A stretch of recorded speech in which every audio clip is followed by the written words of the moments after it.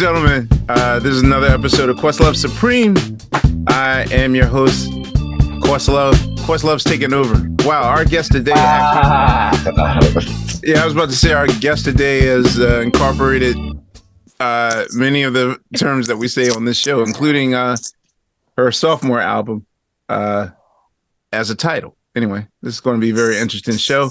Our guest today has been, matter of fact, how you doing, Laia? Laia's got a man at home. If we're doing that, I'm just going. This would have been a hell of a time to have our theme back. I know. Wait, y'all trying to tell us it's 3 years later after Zoom and they still actually, it's a way. We just have to change platforms, and getting 6 people to change links and things sometimes is a process. Just maybe we try it next episode. So you're saying that there is a platform that will not have any latency, delays or anything? Or me and Jake just got to play with it. Nice. Okay, that's good to know.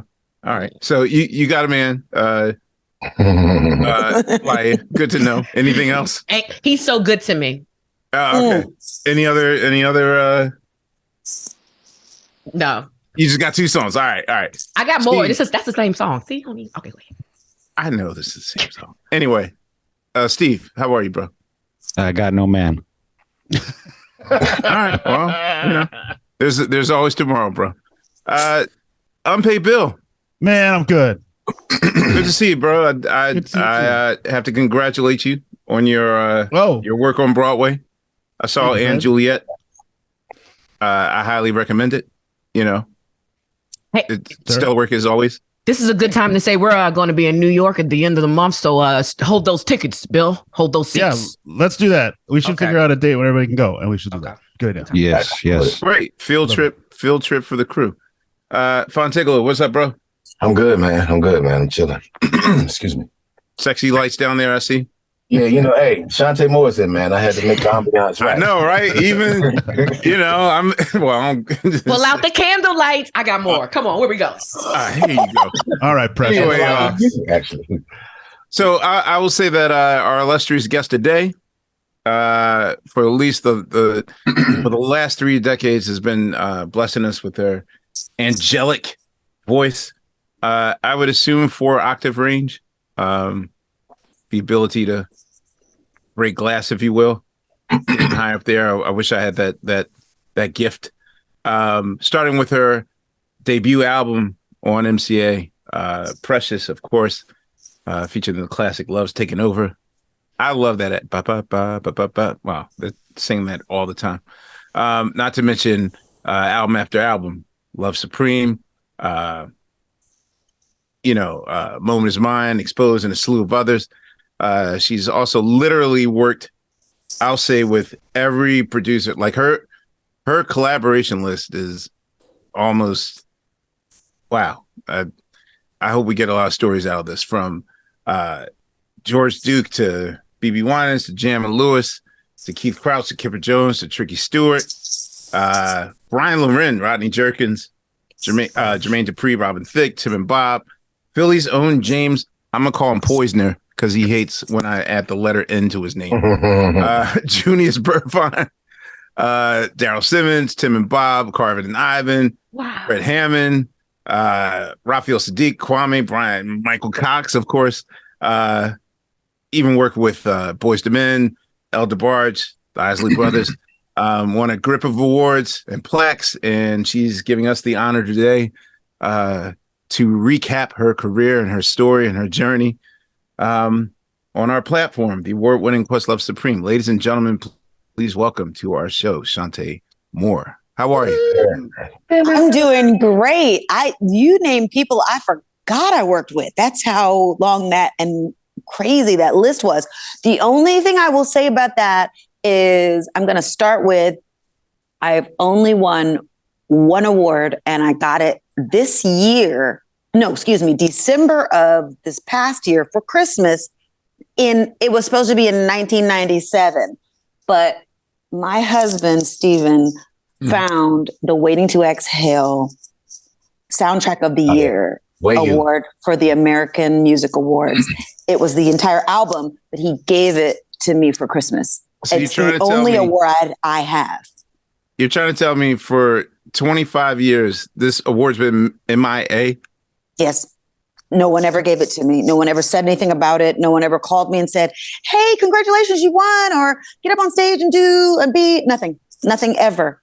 He found it and gave it to me. Where'd you say that? Because, we at Questlove Supreme are still waiting for our Webby Award from our first year, but, anyway. Been 20 years. We got hope. You need Stephen Hill. That's what you need. Stephen Hill does it. Shout out to Stephen Hill.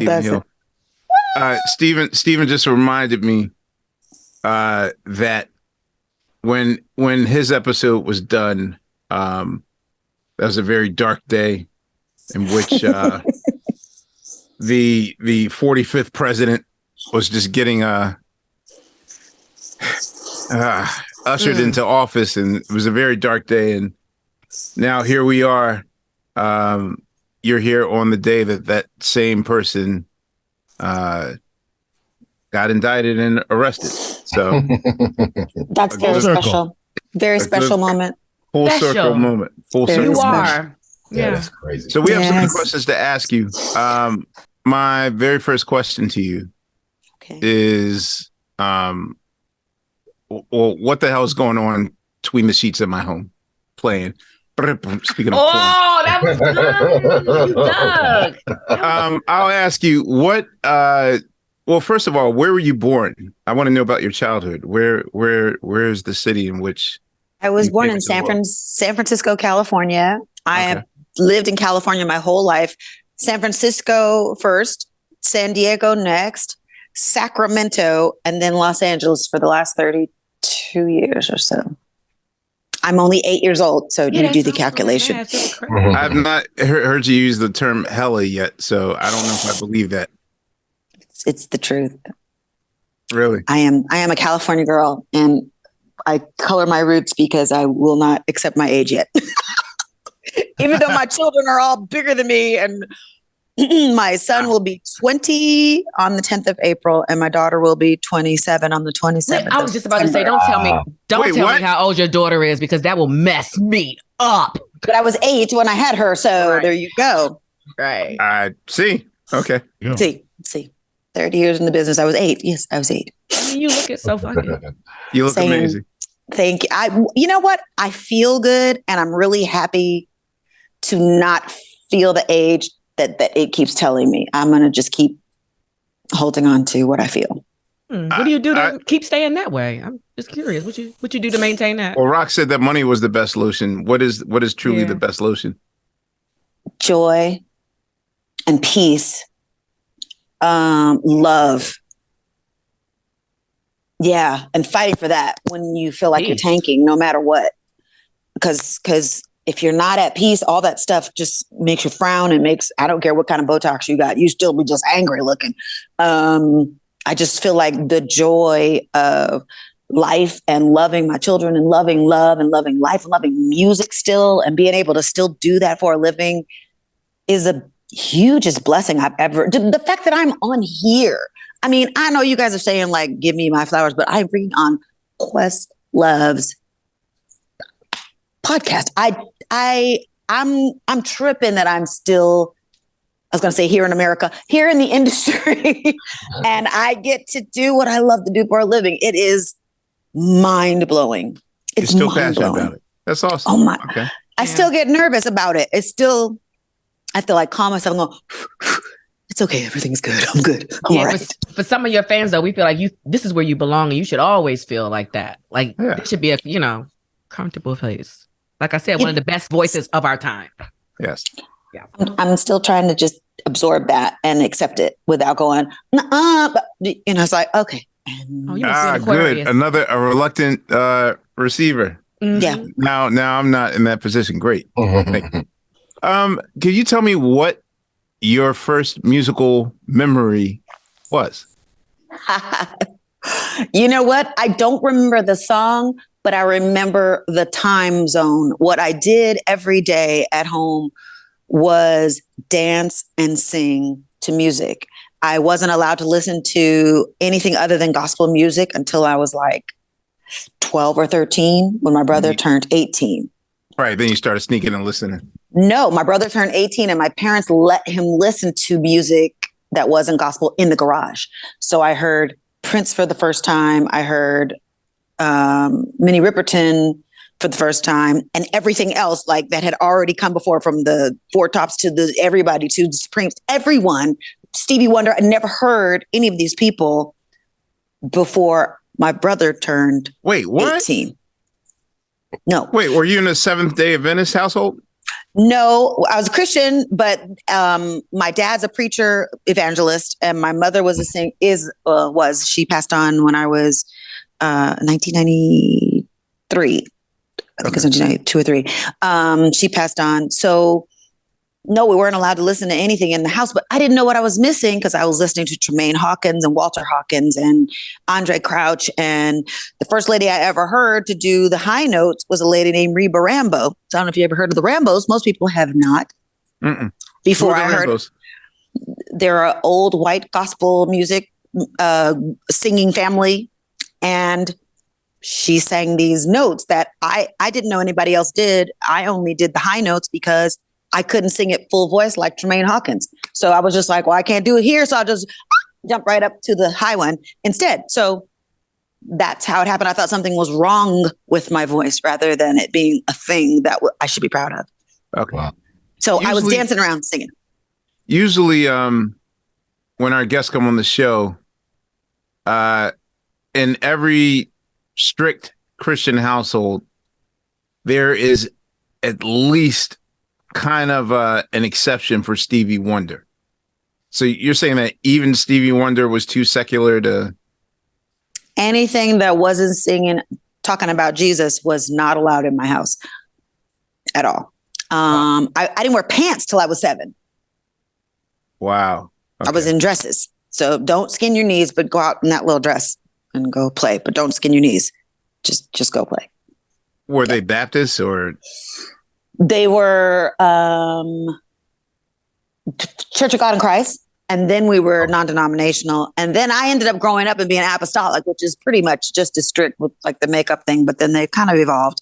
But yeah, but I didn't know what I was missing because music surrounded me all the time. My brother's a drummer. My sister's a pianist. She's an artist. She writes, she sings. She was who I wanted to be like. My mother sang. My father is a pianist. Music surrounded me all the time. But it was just worship. I didn't know that there were other kinds of music that did other things.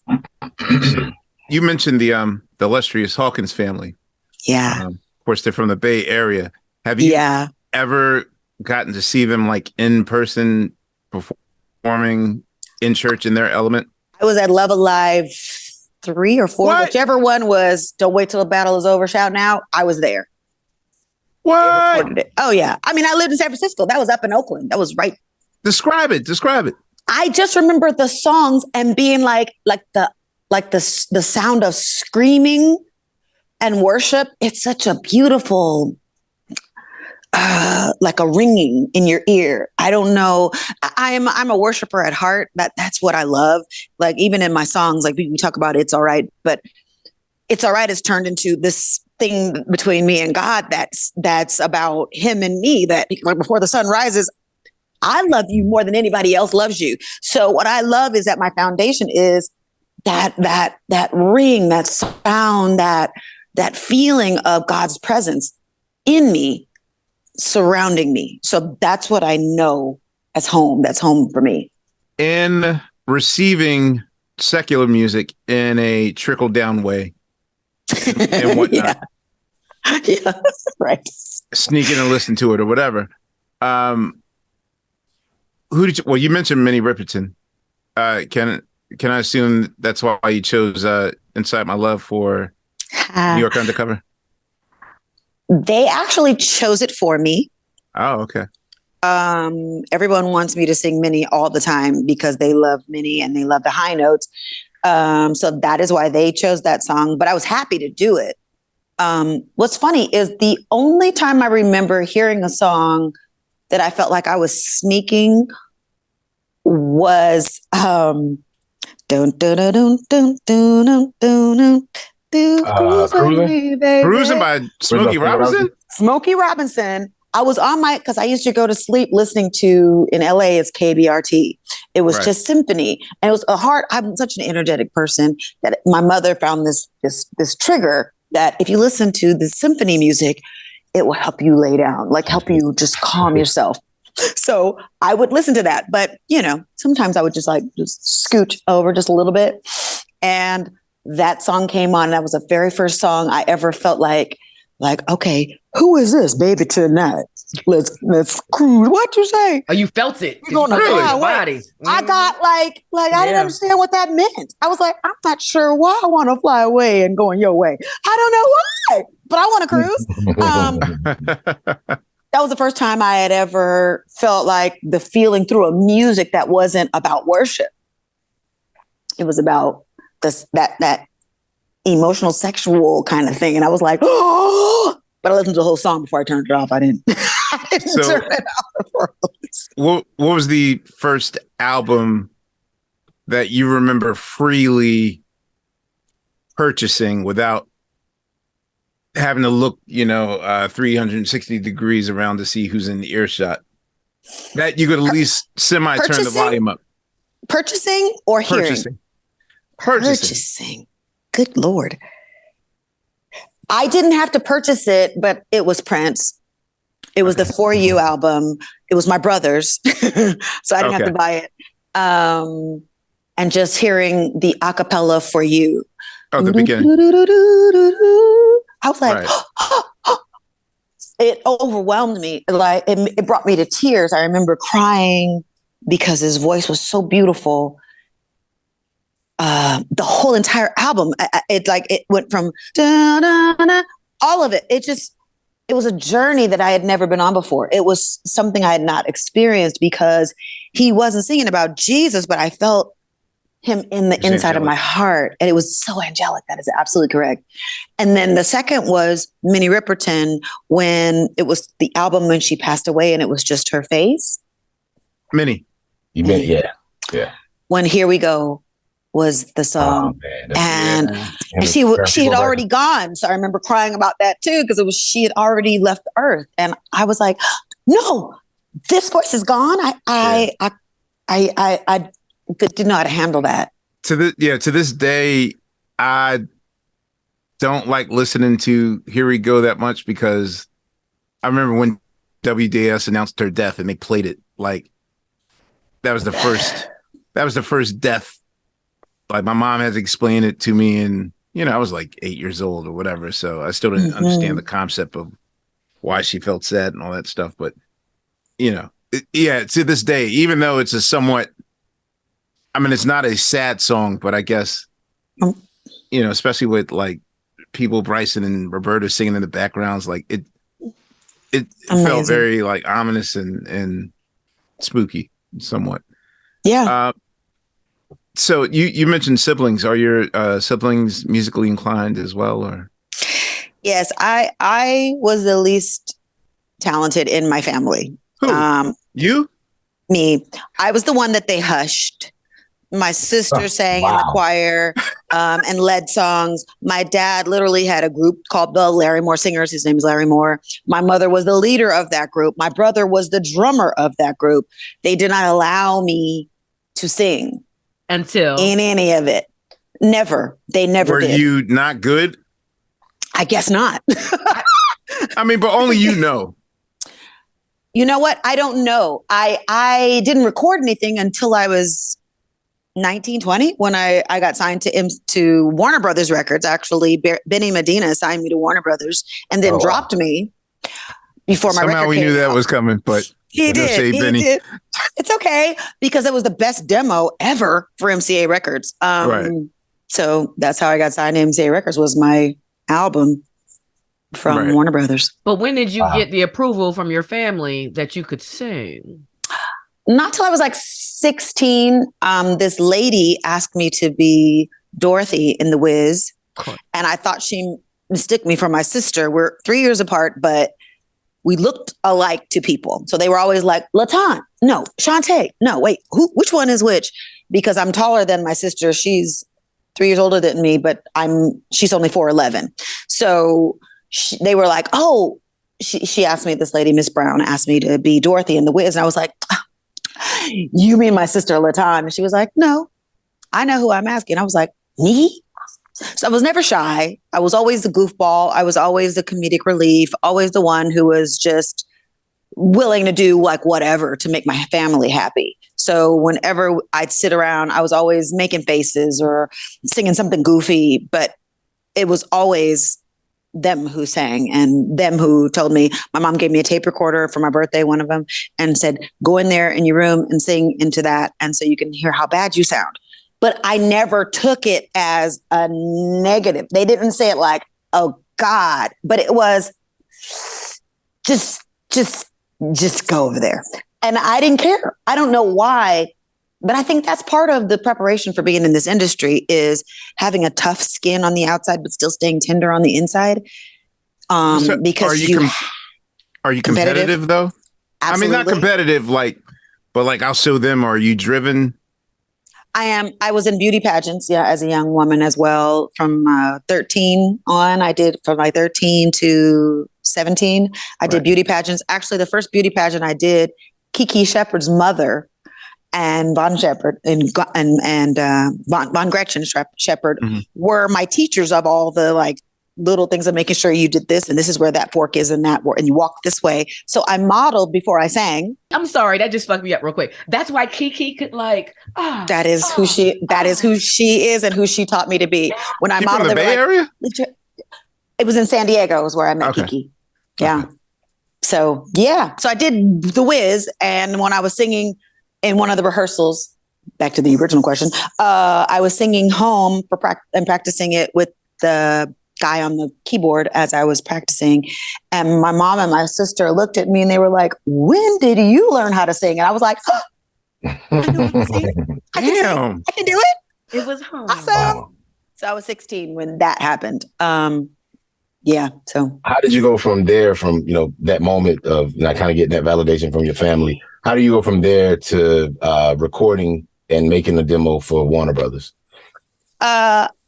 I had a boyfriend at the time when I was 18 that heard me sing. And he was like, you have got to sing. And I was like, yeah, no, I'm really not that good. And he was like, yeah, you are.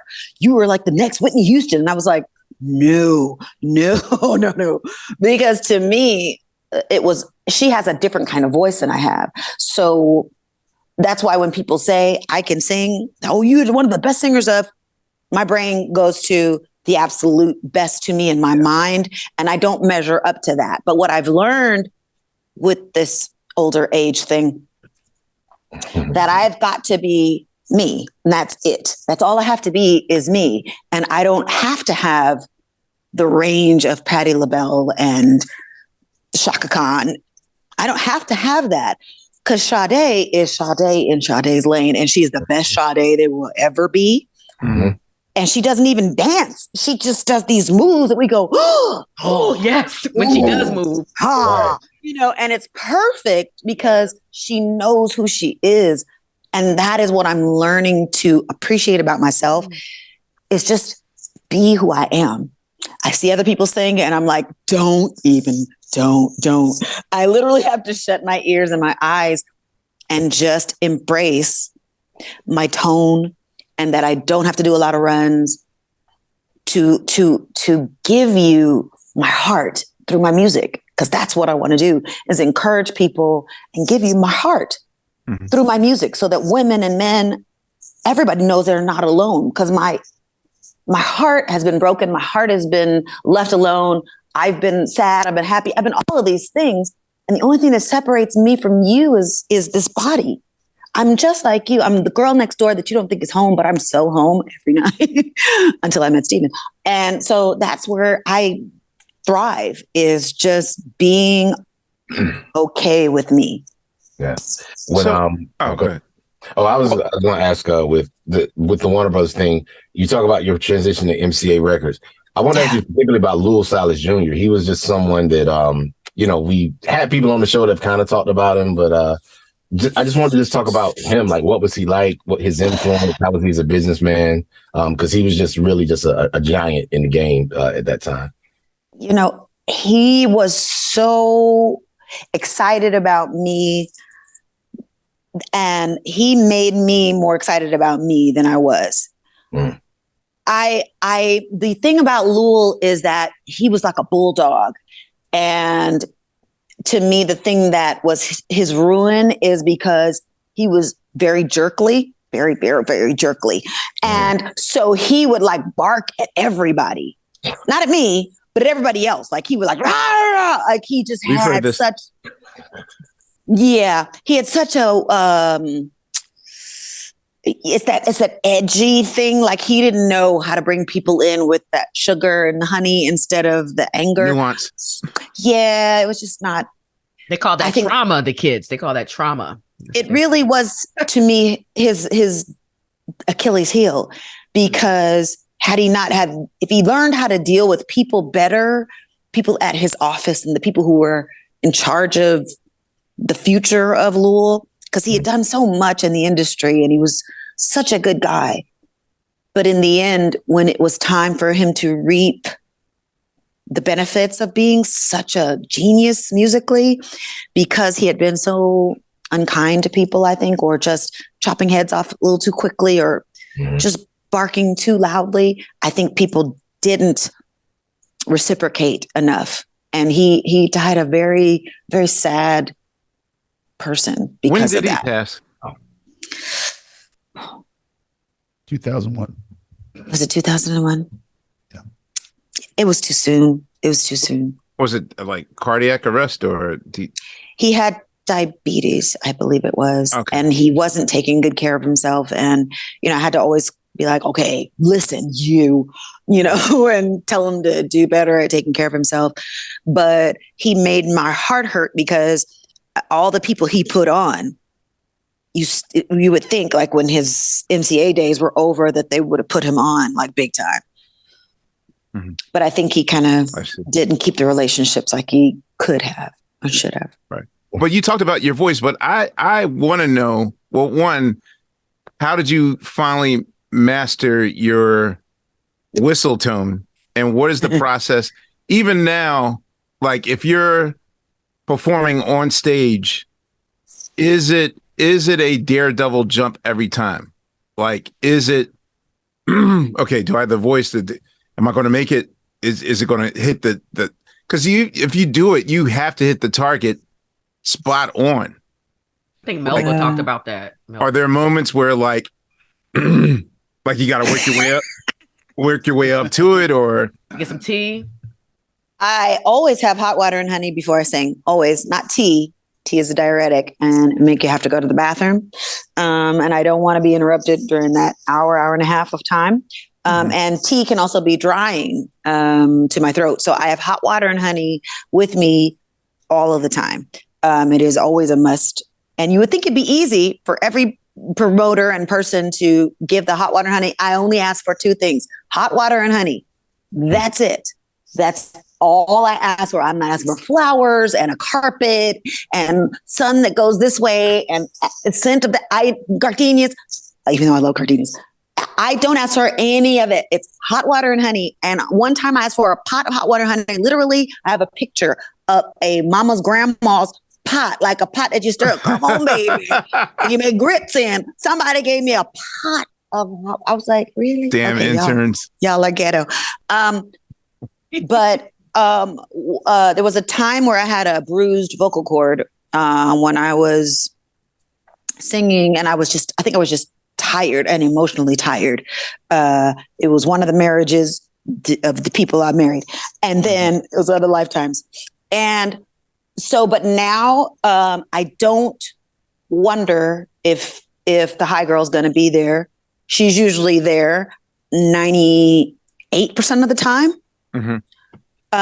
I learned to have fun with her, and I say her because if she doesn't show up, at least Chanté will show up, like my regular voice. If I'm singing a show, I'm gonna be able to sing "Love's Taken Over" It's All Right before the high notes, and all the other songs can come. Sometimes a high note, if she doesn't show up, I'm like, but you still got me. I'm still here. Yeah. My friend calls her Crystal because she's crystal clear. That's just my friend that calls her Crystal. So you don't Bobby Brown it. Y'all sing it. No. You know, when I do that, let me tell you the truth. When I do that is, I once was where you are. I make them say, you are. Thought men were all the same, but I never gave up hope. I want the crowd to sing, ho, whoa, whoa, whoa. Okay. Because that is hard when I go, listen to me. Yeah. That's the hardest part of the song. That is the one part of that song that makes me that nervous. Run? Listen to me, the whole part. Listen to me, girl. Because you never done, when you did it in the studio, you did it 2 separate times. Child, can I tell you how many times Jimmy and Terry made me sing that song? Oh, wow. Oh, it was Jimmy and Terry. So yeah, I forgot. Yeah. Well, we already know that's about 20 right there.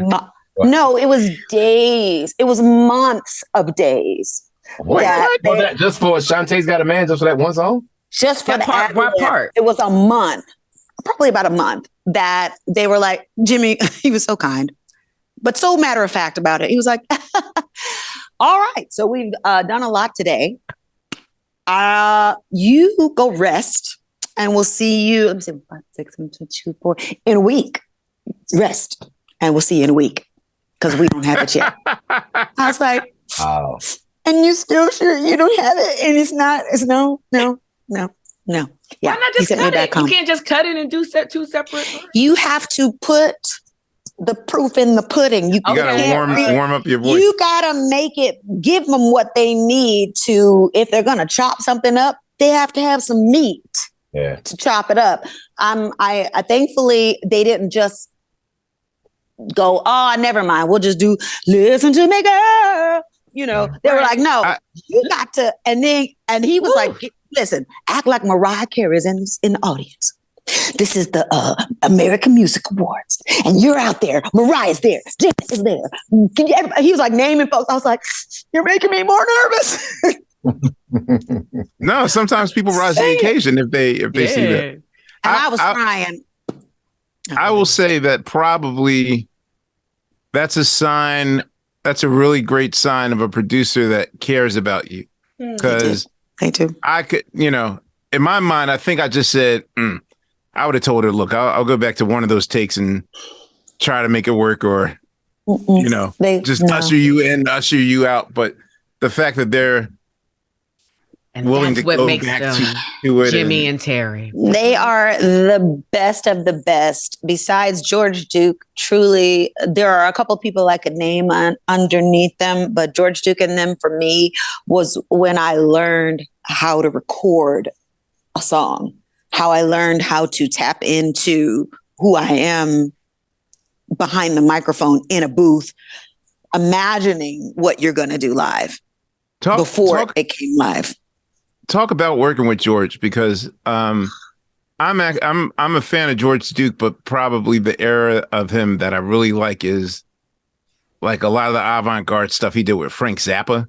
Yeah. So kind of when, to a lot of early Duke fans, like when he started making the hits and writing songs that are normal as opposed to all that avant-garde stuff he was doing. And, we acknowledged it and we were proud that he was like, getting paid for his hard work. But for a lot of us, for me at least, like listening to a lot of Frank Zappa, and it's nothing for George to do these like 11th, diminished chords, and 5/4 meter, like just really crazy avant-garde stuff. So, but I'm also shocked that as crazy as he was also, there was another side to his music where he's very disciplined and whatnot. So what was it like working with him?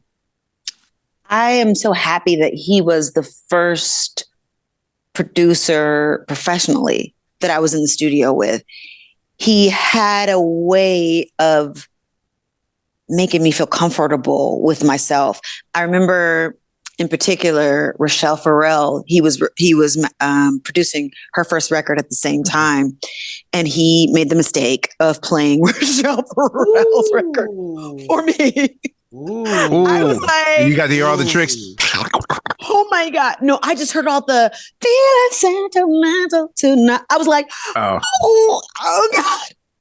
And she started hitting the notes that I wasn't comfortable with myself yet doing and hitting, and the tricks that she had gone to school to learn that I was only in my bedroom in there with my family going, shut up. Before that, I didn't know that you could use them like that. I was like, oh wait, she's doing tricks. And George said something that really resonates today. He was like, listen, Rochelle Farrell has her gift, and it is her gift. Your gift is your gift. You all are two different people, and you have different strengths. Be you. Just be you. There are things that she doesn't have that you have. There are things that you have that she doesn't have. So it's not a comparison. It's about having a smorgasbord of music that comes out, and you be you is the most important part of that. And he was like, if you don't tell them, they won't know. If you don't make it happen in the studio, it's not going to translate to the world. And his ability to be that teddy bear to me in the studio is why I was able to relax and actually sing Precious and Love's Taken Over and all of the music that I made that first record and second record as well. He just had a kindness about him that was tangible. It was tangible everywhere he went. There is a producer you worked with, Vasal Benford, who did It's All Right. He also did Don't Walk Away from Jade, which is one of my he did. songs. What was he like? Because we haven't really had people on the show that work with him. What was he like in the studio and collaborate with him? You know what? Vasal and Louil were super close friends. Okay. So because this is Questlove, I'm going to tell you something that I've never said before out loud to anybody else. Deep dive. Go ahead. If you listen to that song, I hope she don't come after nobody, but that song is Even When I Cry, I Can't Let Go.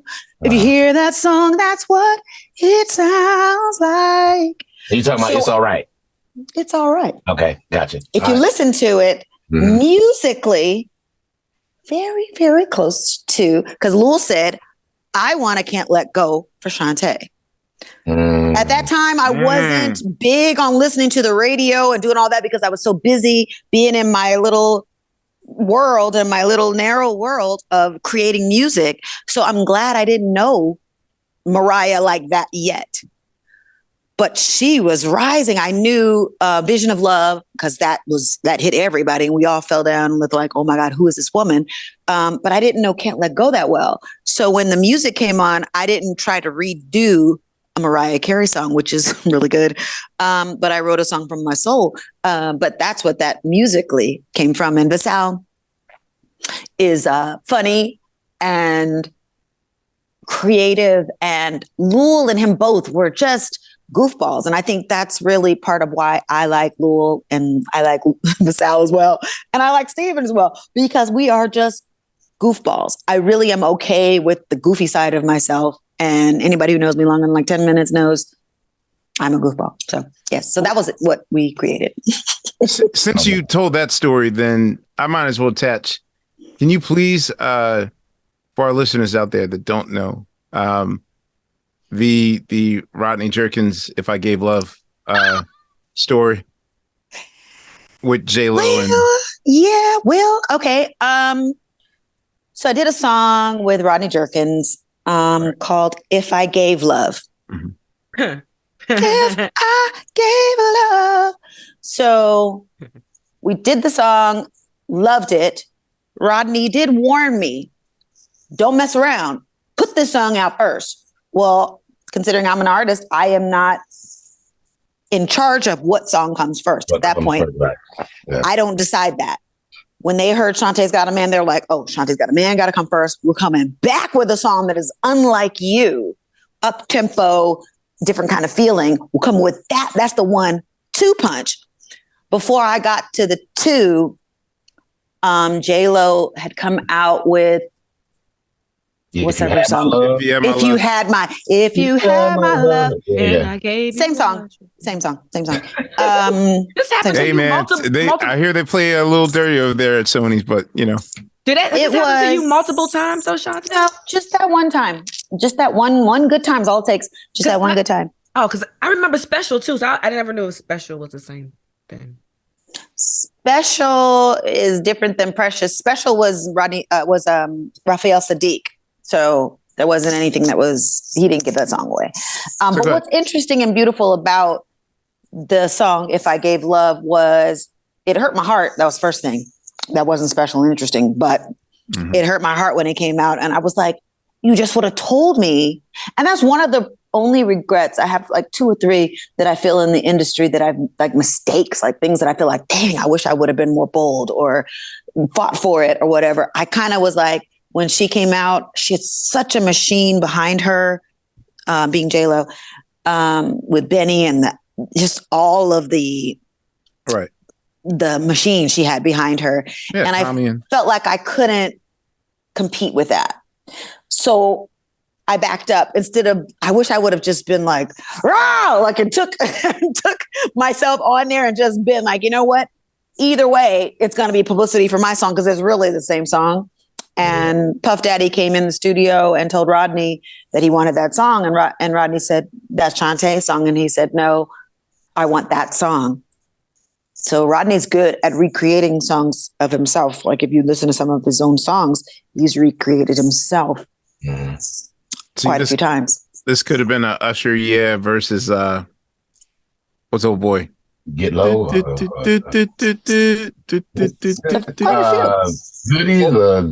That's like 8 songs. The rapper boy. No, it's the same song as. You don't know the rap. Oh no! Freakily. Oh, yes. Freakily, yeah. Yeah. It could have been that. All right. So wait. I got to go back to your beginnings. You're from the Bay Area. You're singing. As far as I know, there's literally no way that you can do anything without having to pass the kind of stratosphere of J. King. If you're in the Bay Area in the 80s and 90s, I think it's literally impossible. So did you have anything to do with that organization at the time? Like at the time when J. King is, working with Tommy and Denny and by, I guess, degrees, Tony and Club Nouveau and Timex Social Club and all that stuff? I was sent by Benny Medina to Sacramento to work with J. King. He was to produce part of my record. He wasn't a producer so much as he was a songwriter.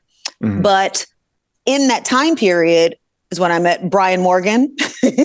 And that's when he wrote Weak about me, which we didn't date, but he had a crush. Tell the story. I want to know. I want to hear your perspective of Weak. I forgot. Okay, so to tell the full story, which is interesting, Brian and I spoke last week, and I reminded him of this story that he had forgotten. Actually, is I was dating someone. And he said, "And you and that guy sound like this," and he'd be like, the circus tune. Circus, right. So he played that. He said, but when you're by yourself, this is what you sound like. And he said,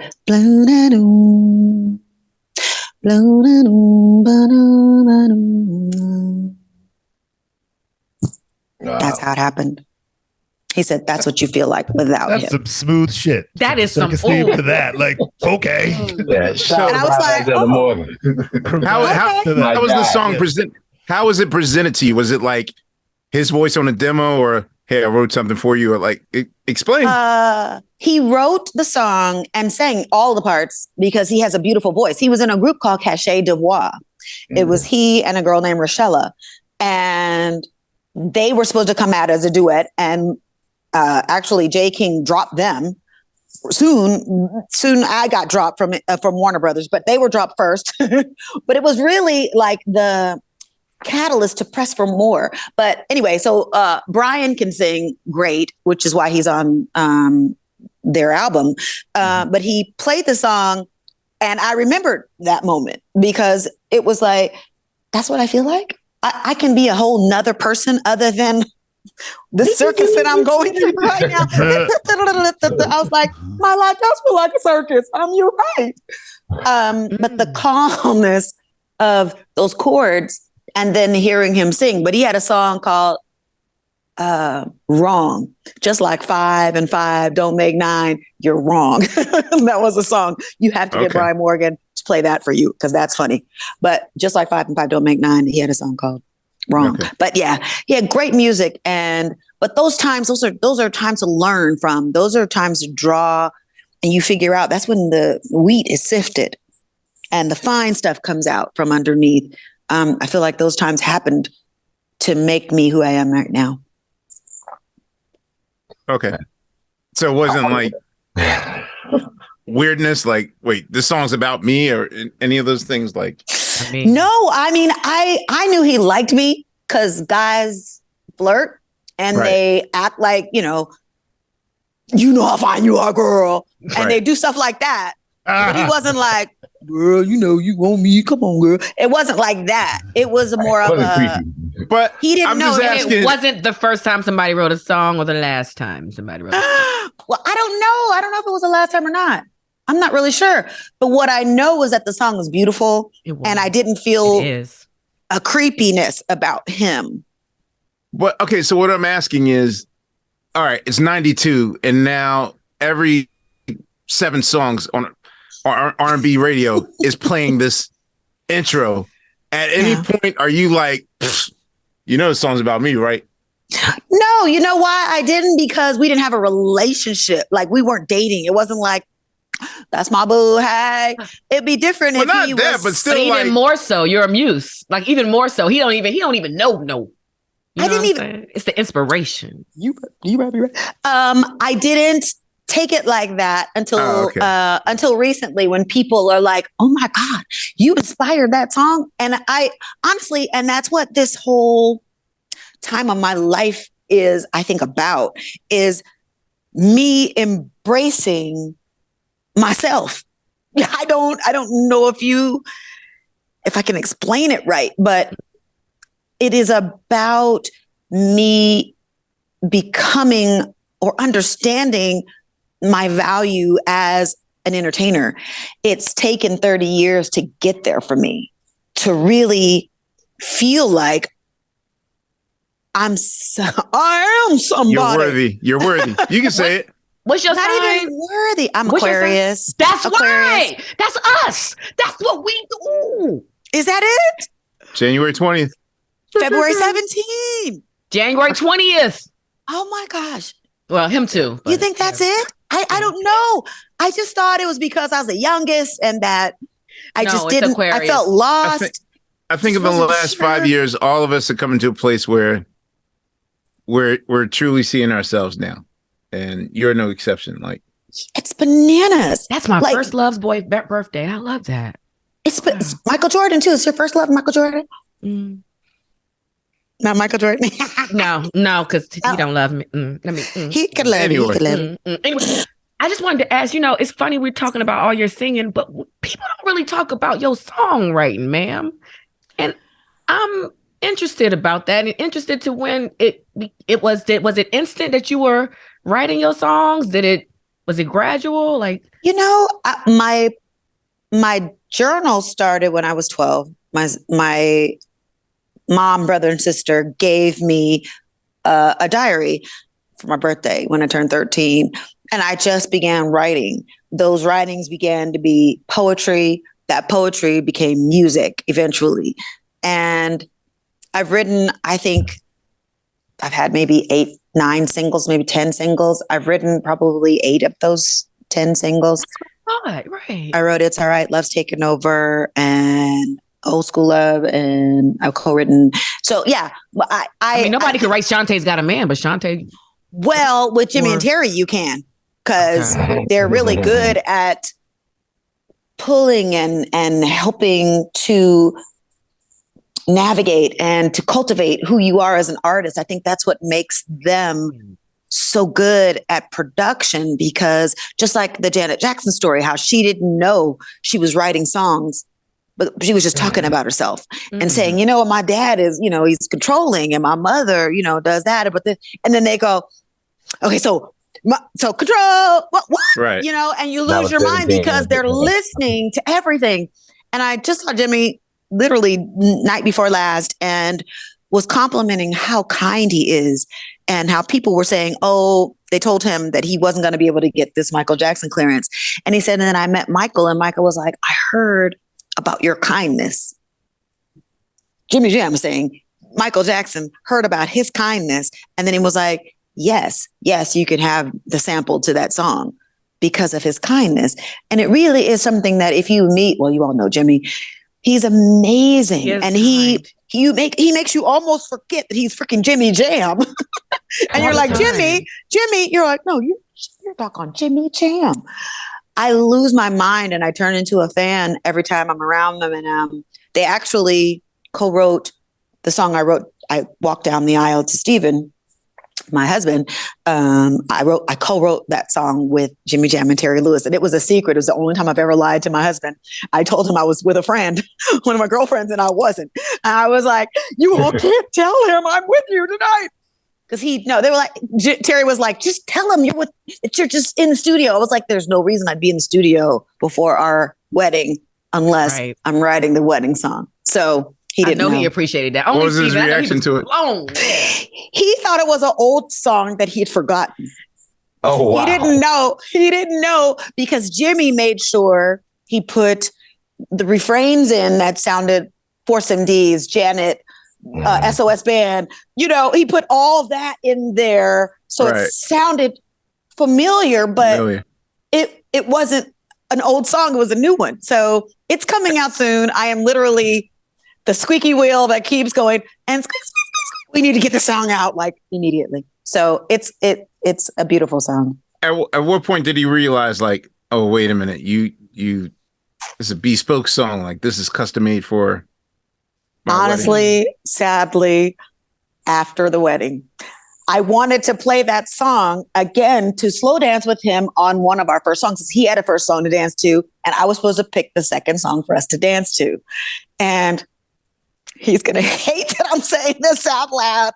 But he was like, no, that one song was good. Let's just let the rest of the thing. I was like, okay.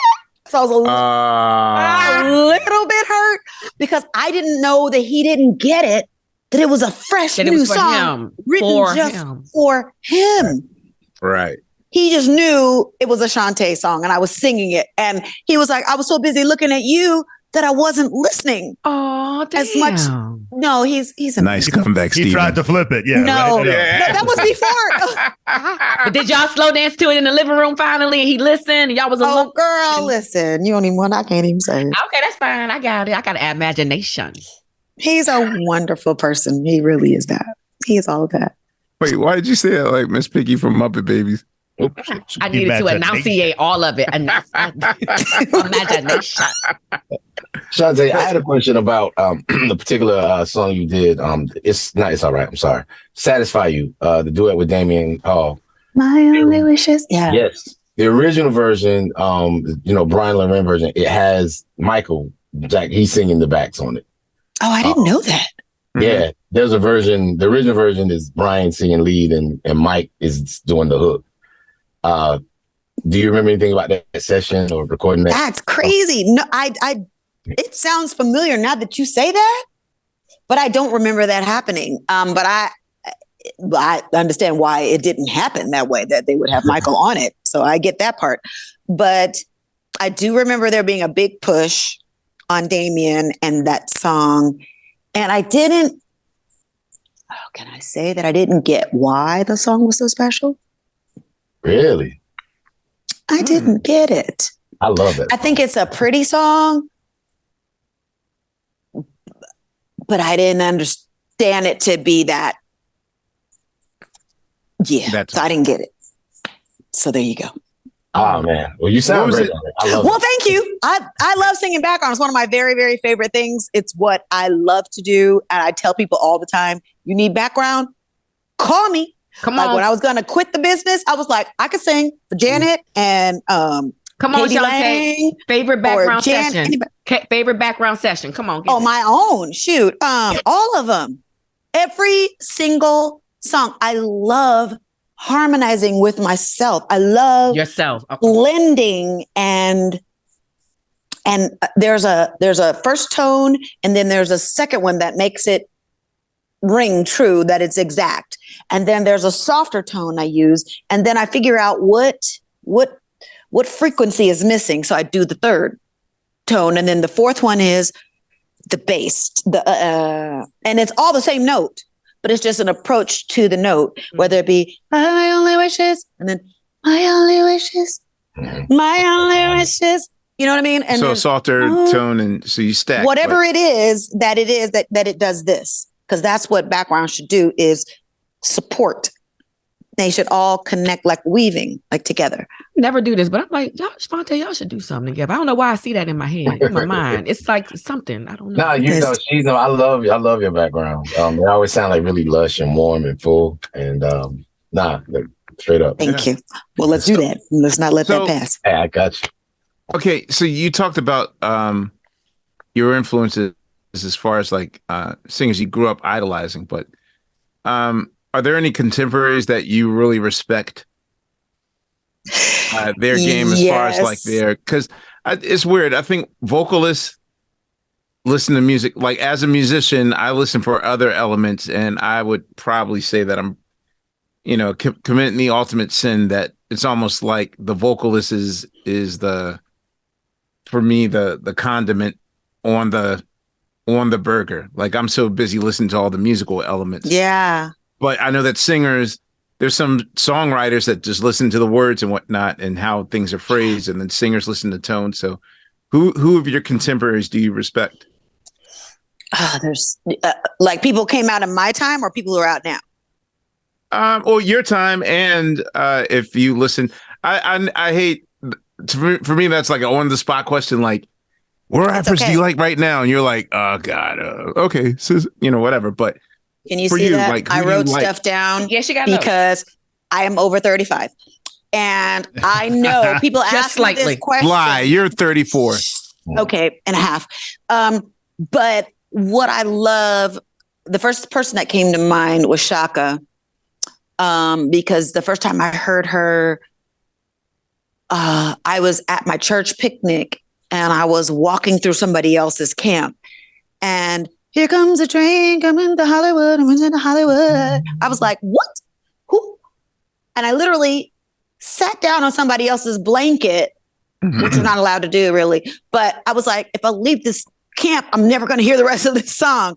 So I sat down and I heard the harmonies that I dreamed of.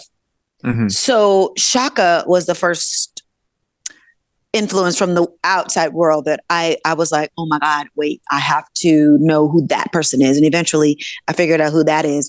I love Bruno Mars because of his showmanship and his ability to sing live, and the way it's a complete show.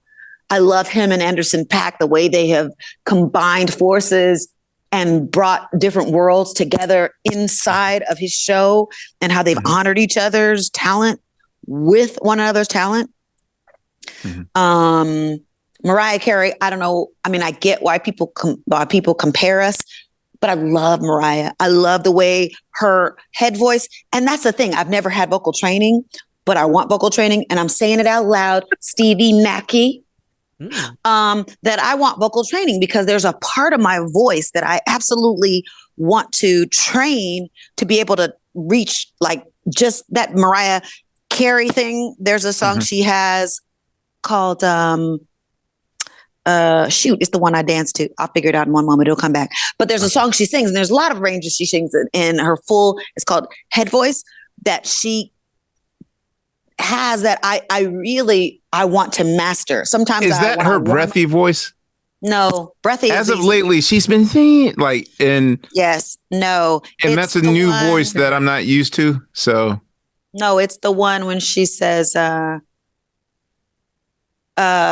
it's the one, the friendship song. Do do do do do do. When you're lonely, need a friend. Yes. You need a friend. Yeah, When she goes, I will. When she's way up there, Mhm, because I'm probably not in that key. But when she sings that, I When she will. go gospel, when she go her Yeah. gospel. Oh my God. okay. That's the place I need to train. Like I am so okay with learning more about my voice than I know already. It's been 30 years, but I still know there's better. There's more. I'm better now than I was in 1992. I had a very small, very airy voice when I first came out. And it has, like, you know, sometimes people's voice, they get lower and deeper and they sound like a man or something like that. But my voice was so high and so airy that now it's deepened and it's more rich than it ever has been. And I've learned how to do more with it than I knew how to do before. So I'm really grateful to be an older person with this voice and with the knowledge that I have of myself. So Mariah, I love her. Doja Cat, nothing to do with me, different kind of song, but I love her. I love Giveon. I love India Shawn, beautiful. Love her as a person and as a musician. Don't play with my heart. I love her. What'd you say? Don't play with my Don't heart. play with my That's heart. one of her joints. That's the jam. There's a new one. She has, I don't forgot what it's called, but it's sexy. Dang, I forgot what it was called, but get her new record. Robert Glasper, I want to work with him. I've seen him a couple of times. I love him. That shit, yeah. Robert! Yeah. Robert. Robert's easy. Love Sade. Right? Well, you know, it's funny. It would be easy, except I don't meet people until recently. Like there's a lot of people that Steven says, oh, they would love to work with you. Yeah. I just don't know it because I've been at home. So I don't know. You never had singing talk with Mariah? You and Mariah never talk voice stuff? I've only seen Mariah in passing where I've hugged her and said, oh my God, I'm such a fan. And she was like, I love you too. Mwah, mwah. And then we walked past each other.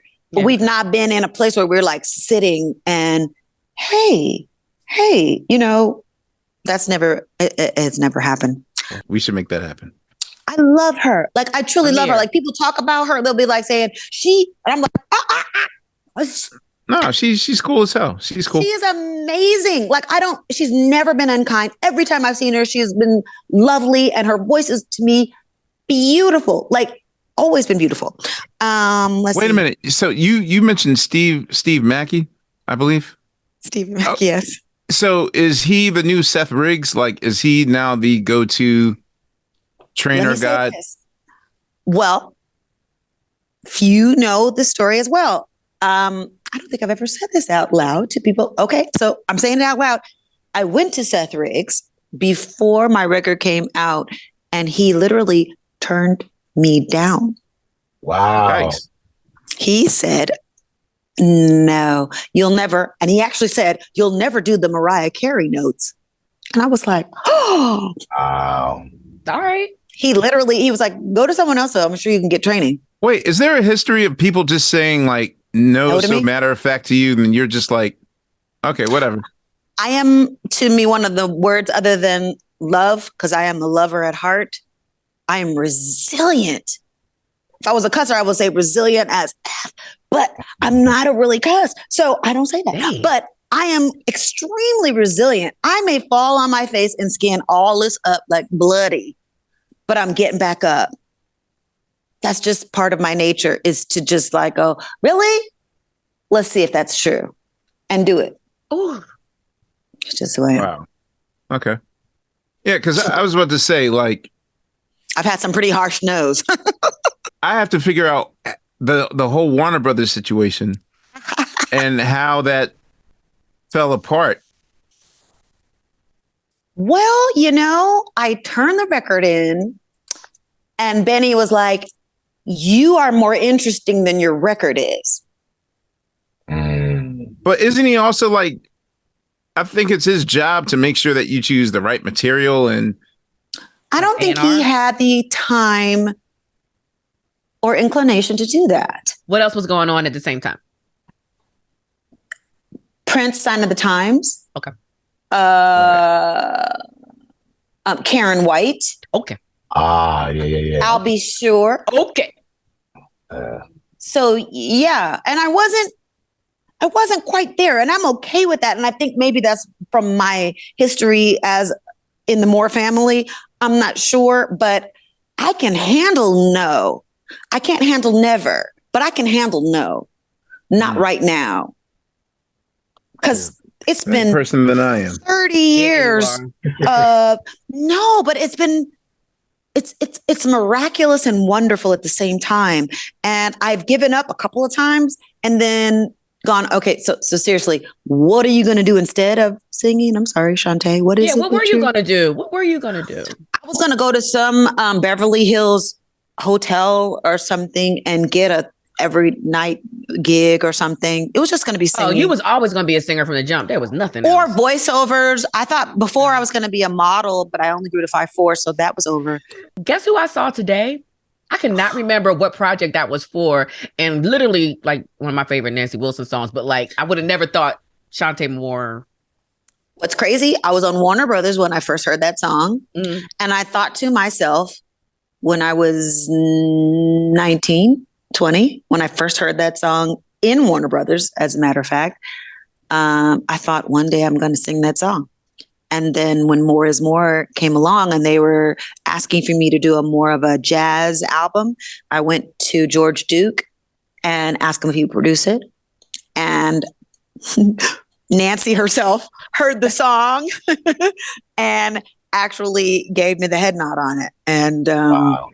That was one of my favorite things. And I was actually able to sing that song to her at a tribute to her one day. But yeah, that was pretty awesome.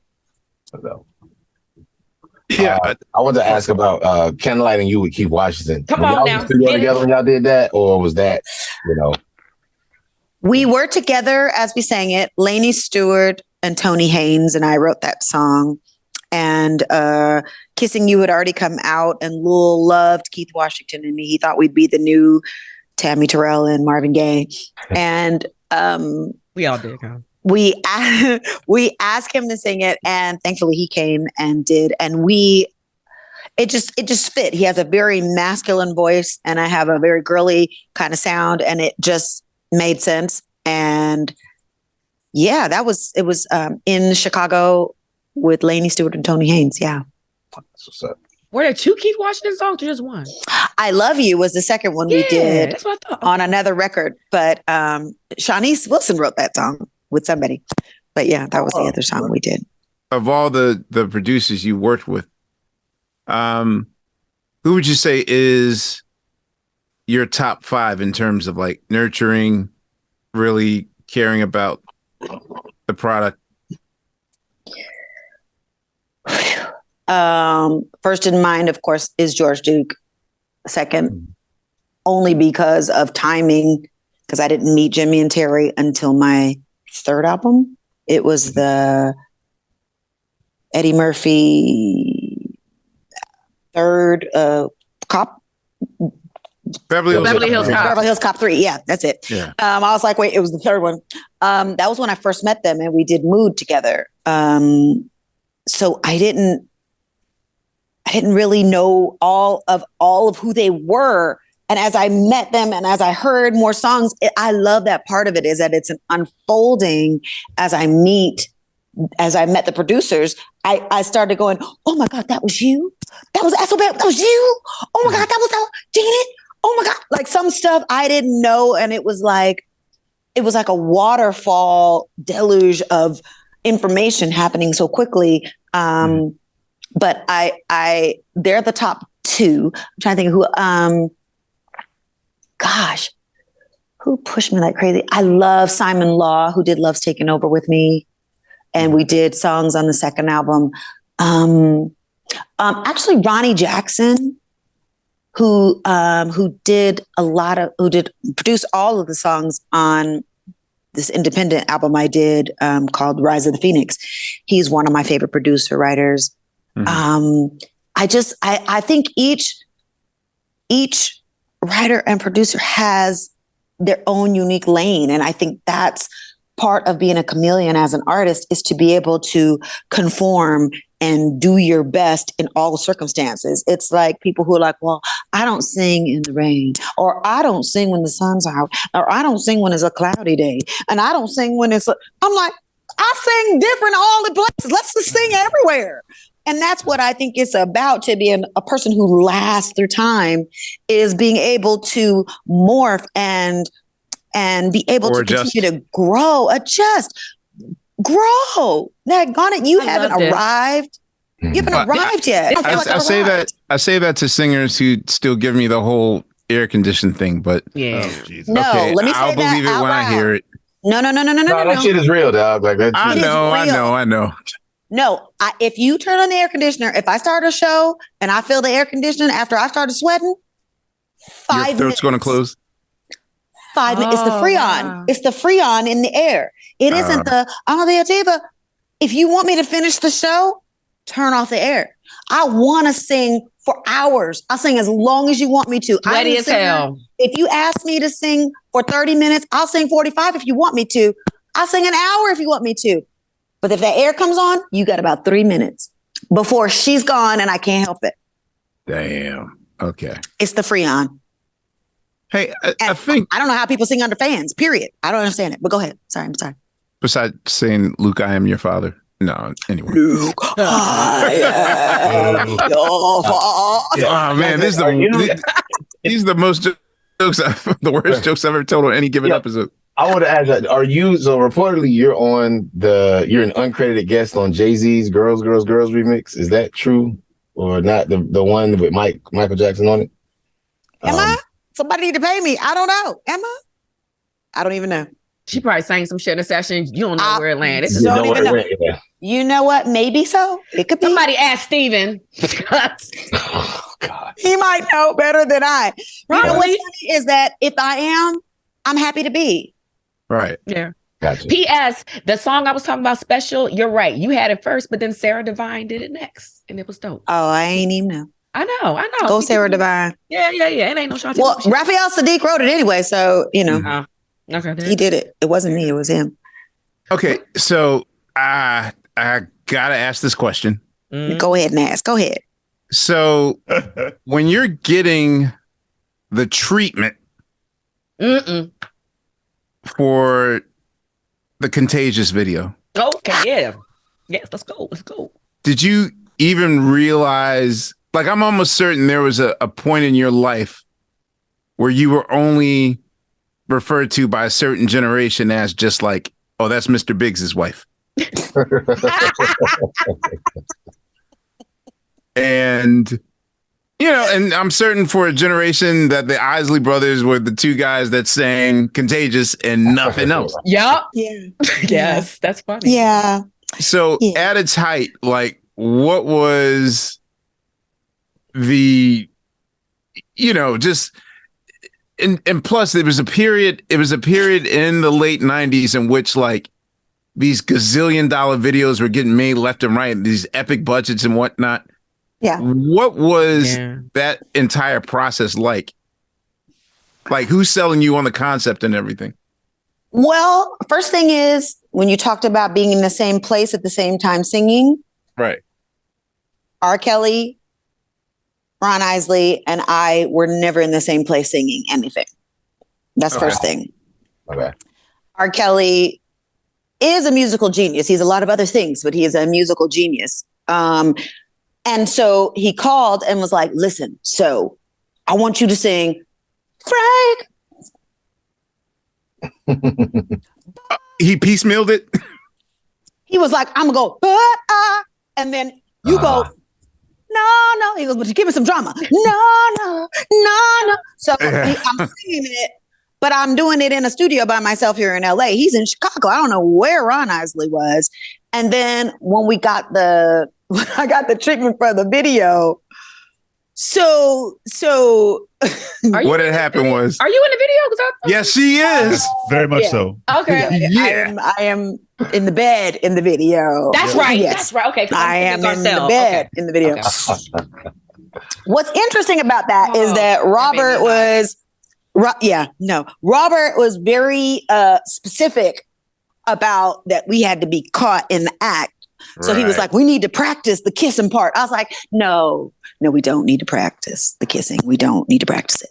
So he wanted to practice all the parts that we were going to do. And I was like, no, I'm sure we'll kiss just fine whenever it happens. It'll be fine. And yeah. So many bad jokes I got. I know. It's okay. I got them. They just right there in my throat. I know. But even then, I meant more or less at the height of the success and the sort of the fast pace of it just becoming beyond just like a hit song or whatever. Yeah. Like, I'm certain by that point they were like, we got to do more. We got to do more. Like, I don't think they didn't come for more. They didn't ask me to do other songs. Right. Okay. It was a phenomenon for sure. But I think the Isley Brothers ran with the Mr. Big more than it ran with who was the girl who was Mr. Big's girl. Then once R. Kelly got in trouble, it was like, over. I'm not even singing that song in that piece in my show. Cause I used to be like, dum, dum, dum. And then it would be, what the heck is going on? And people would start,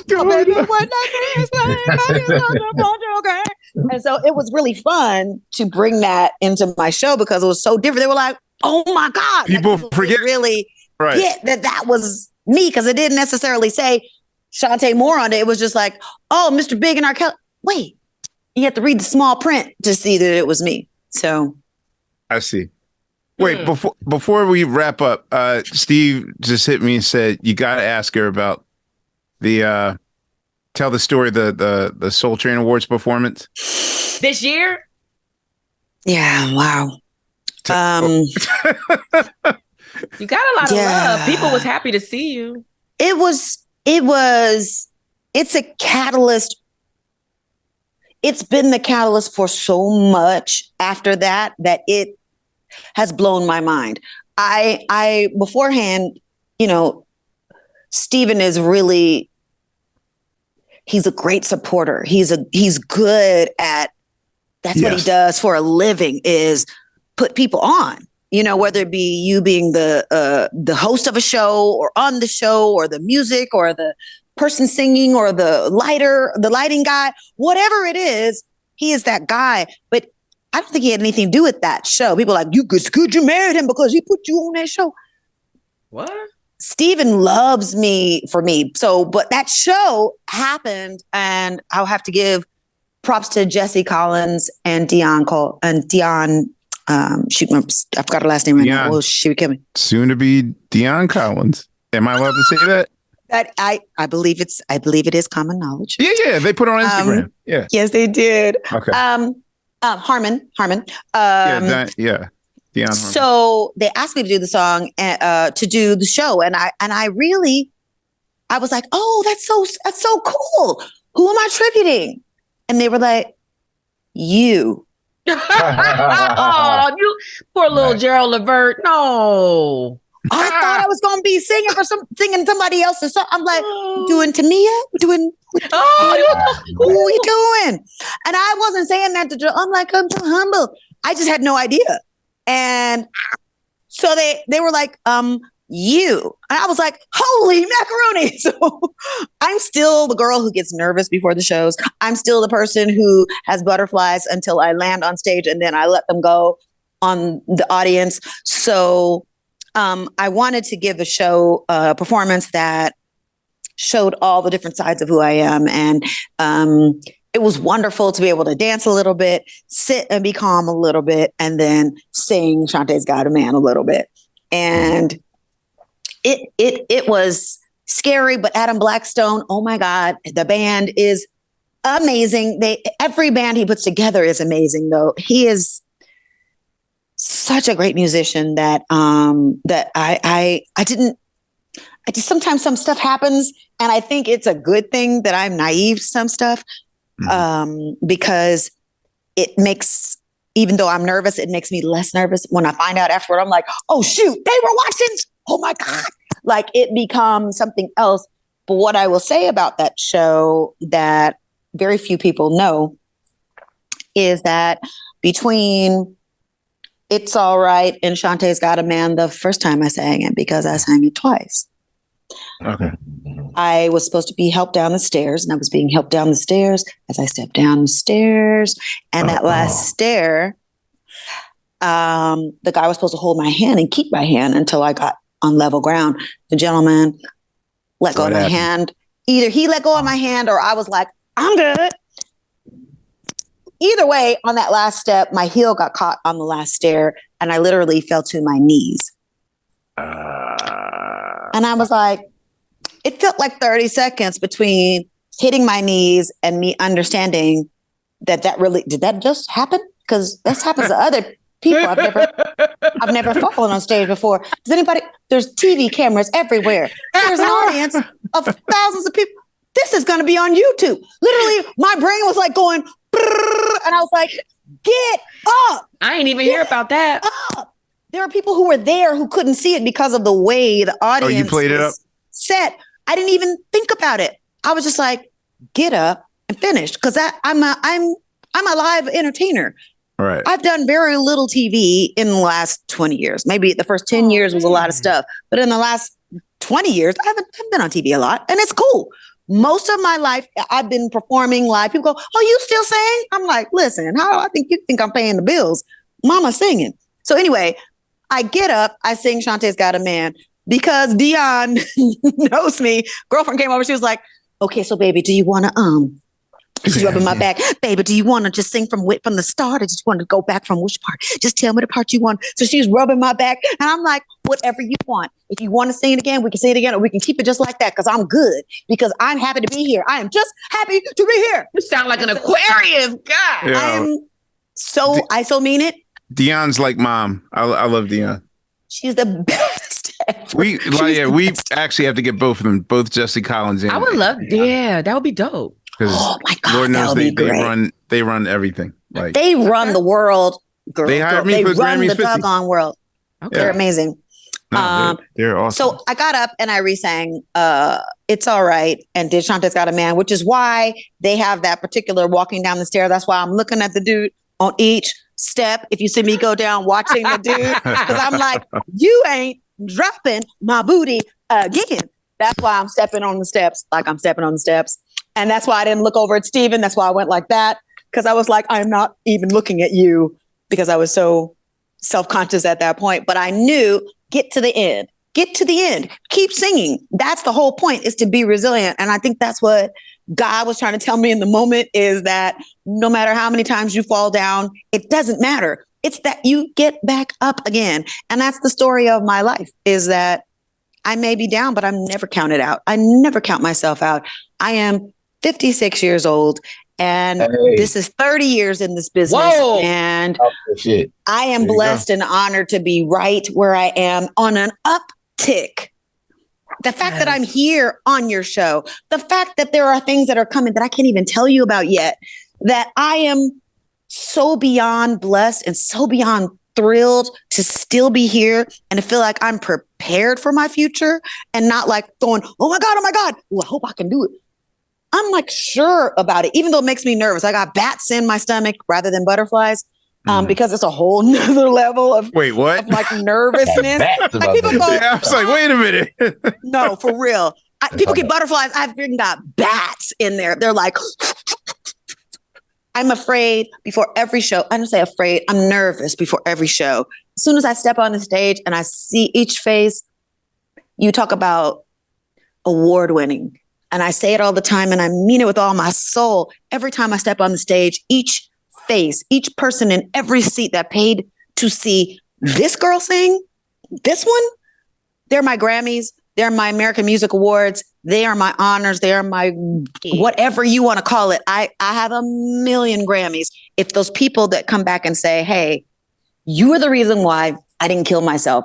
I listened to Chanté's Got a Man or Love's Taken Over or It's All Right for my mother when she was dying and it brought her peace. You are the reason why I still am here. Those things, that's the reason why I get back up and I sing over and over and over the same songs over and over again. But I'm putting new music out this year. But that's why I do what I do. I'm just glad you ain't sick of him yet, because we not. So I'm not finished yet. I'm really not finished. I'm not done. And I'm happy to still just be here. I really am.